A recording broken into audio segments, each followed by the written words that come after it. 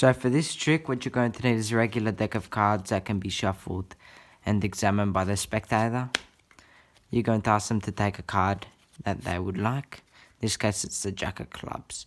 While they're looking at it, you're going to catch your pinky break at the bottom card and flip it over. But make sure that they don't see it. So just flip it over like that.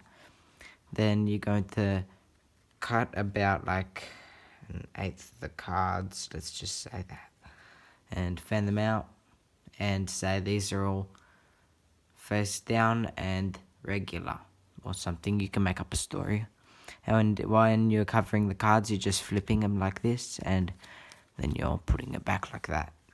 Then, as you can see, if I loosen my grip on the deck, there is a little line which separates the face up and face down cards. So then you're going to put the card around the middle. You can ask the spectator to say stop, but make sure to quickly pass the top half of the deck or the top bit where the cards are face down, so that you don't put the card there and it gets lost. Because if I were to put the card there, it's face down. You want it to be in the face up section of the deck, so it's face up.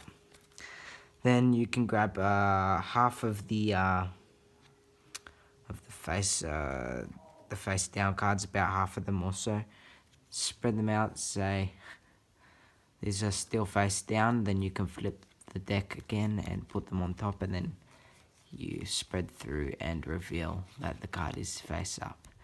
But you don't want to be flashing the face up card or the face up cards at the bottom there.